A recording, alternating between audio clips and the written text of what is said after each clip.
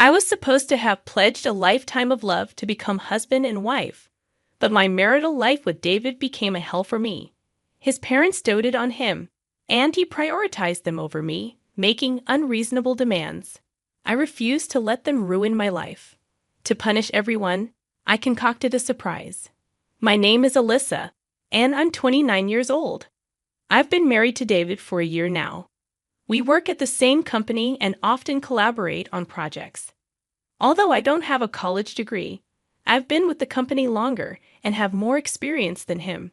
Despite being a high school graduate, my good sales performance has earned me a decent salary, as our company values ability over academic background. David, who is capable and highly trusted by his colleagues, was a boyfriend I could be proud of. I fell for him and gladly accepted his proposal, and we happily became a married couple.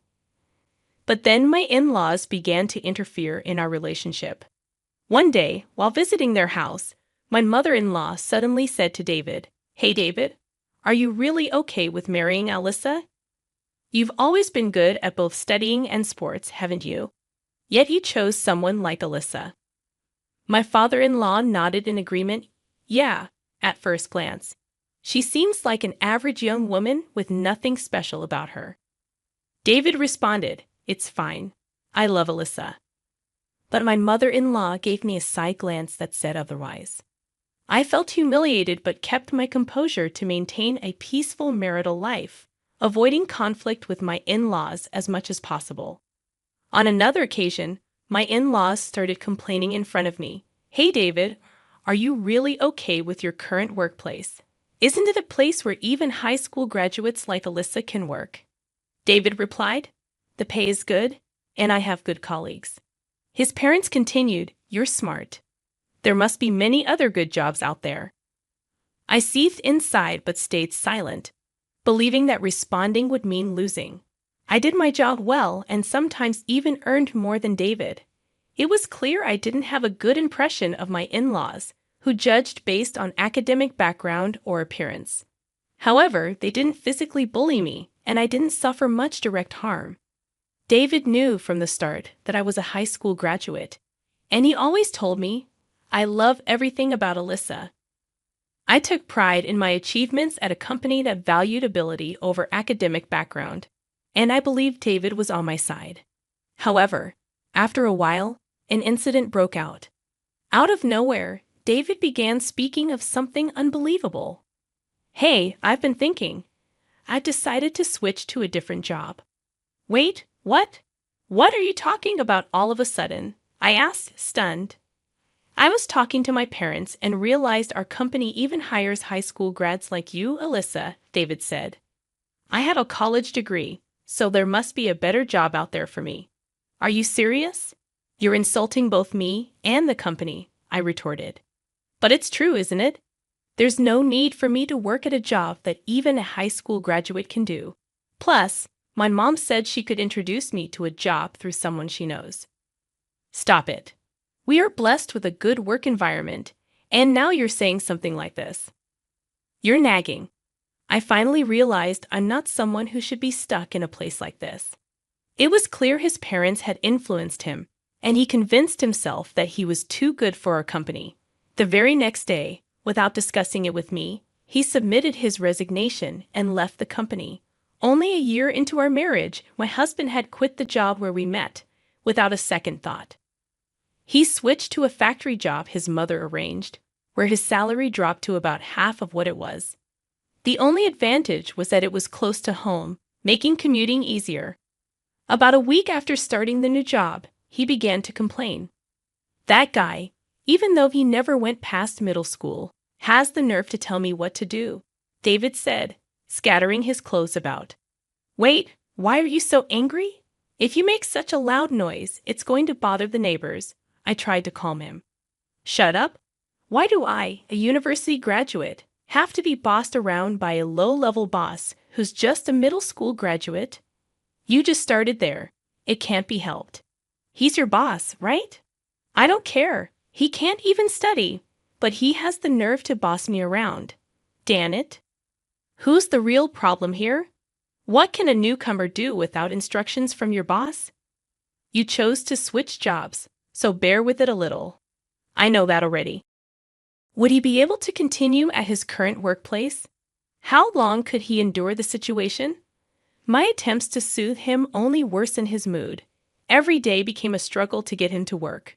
My doubts were confirmed when he caused a major issue at the factory.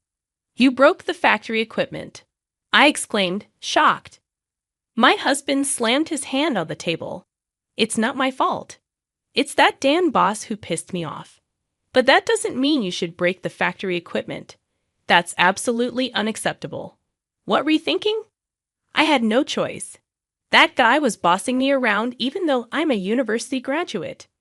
His boss, who had only graduated from middle school, had criticized David for not working seriously. In response, David insulted his boss's academic qualifications. The fault was clearly with David, so everyone sided with the boss. Enraged, David went into a violent rage, damaging part of the conveyor belt and stopping the production line. This led to his immediate firing and a large claim for damages. Since it was a factory his parents had introduced, they had to pay the damages as well. As a result, David lost all his savings, and even his parents' retirement fund seemed to vanish instantly. My parents are struggling right now, but they're moving into this apartment next week, David said. I let out an absurd gasp of surprise. Living together. I never heard about this, I protested. You're my wife, right? Just listen and keep quiet. This is a done deal, Babbitt. With those words, David left the room, slamming the door. A few days later, my in-laws actually moved into our home. I thought it was a joke, but it became my harsh reality. Living together was absolutely impossible, so I confronted them directly. Father-in-law, mother-in-law, living together is a problem. Shut up. It's your fault our son couldn't make it at the factory, my father-in-law snapped. That's right. You neglected David's mental care, didn't you? Added my mother-in-law. Wait a minute. How is this my fault?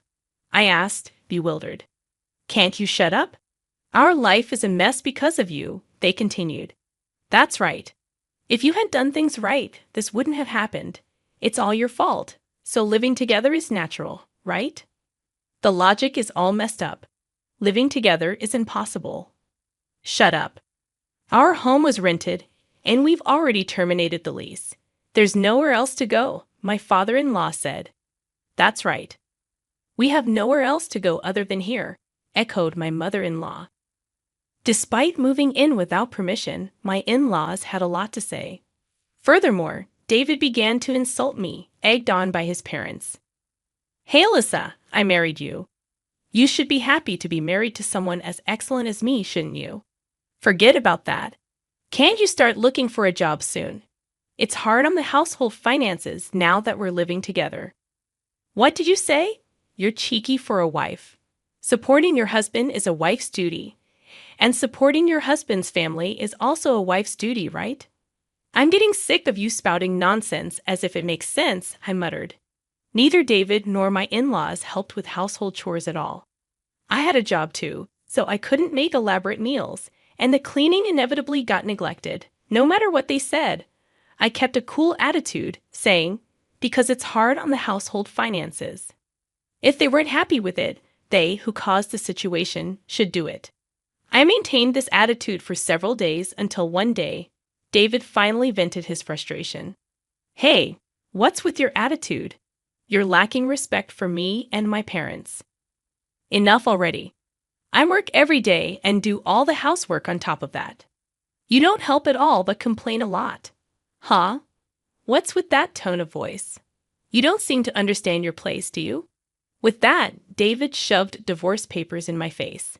He had even kindly signed them. What is this? Can't you see? It's a divorce paper. Even a high school graduate can understand that, right? Are you serious? Of course. If you have complaints about me and my parents, then we're getting a divorce. Staring at the divorce papers, David spoke with a triumphant look. Let me tell you, even if you throw it away, it's useless. I have more prepared. Understand? If you don't want to be divorced, listen to what I say, you stupid high school graduate wife. In that moment, my rage burst forth.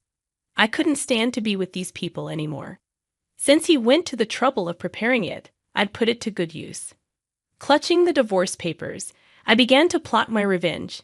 First, I recorded the numerous insults from my husband and in-laws on a voice recorder. When my belongings were deliberately broken, I made sure to document that as evidence. By this time, David had started working odd jobs, but none of them lasted even a week. It was as if he had given up on our family. One day, as soon as David came home, he announced, "Oh man, I quit this job too because it was too boring." "Huh, again? You have no right to complain to me, right?" "Yeah, Dad, Mom." My in-laws just nodded with smiles. This was a usual occurrence, but on this day, my father-in-law delivered the final blow. "Speaking of which, I've quit too," David's father announced. "What? Father-in-law? What are you talking about?" "That's what I'm saying. I've quit my job. I'm planning to live off you, Alyssa." "Wait, what?" "You see, my son is too brilliant and prideful to work under those who only graduated middle or high school. We're counting on you, Alyssa, a high school graduate, to work hard." "Yeah, let's count on our lowly educated Alyssa to work hard, right, dear?" What were they even saying? They intended to live off not their son, but their daughter-in-law. I couldn't stand it any longer. With my father-in-law and David's simultaneous resignation, I knew there was no point in spending any more time with this family. I finally decided to put all my plans into action. The first thing I did was sign a contract for a new apartment. It wasn't for all of us to move in, of course. It was a new place for me alone. However, I needed time to move without my husband and in-laws noticing, so I gifted them a 5-day trip to give me time to pack. Upon receiving the trip tickets, my mother-in-law was thrilled. "A trip? Oh, Alyssa, you do have a knack for these things every once in a while." "I owe a lot to you all," I replied with a forced smile. "But are you sure, Alyssa? You can come with us if you like." "No, I have work. Please enjoy yourselves without any interruptions." "Oh, really? Well, then we'll take you up on your offer and have a blast," she exclaimed. When the three left for their trip in high spirits, I carried out my planned move. During this time, I shipped my husband and in-laws' belongings to a weekly apartment I had booked and canceled the lease on our current apartment. I bore all these expenses. It was a painful outlay, but I considered it a necessary expense for my revenge. A few days later, my husband, who must have returned from the trip, called me. "Hey, what the hell is going on? I can't unlock the door." Smirking at the sound of my husband's frantic voice, I calmly responded, "I suppose I've already canceled that apartment." "What? Canceled? What are you talking about? Explain properly." "For now, I've stored all of our belongings in a weekly apartment nearby. Feel free to do as you wish from there." "What? What does that mean? You're always doing as you please. If you get too cocky, you'll pay for it later."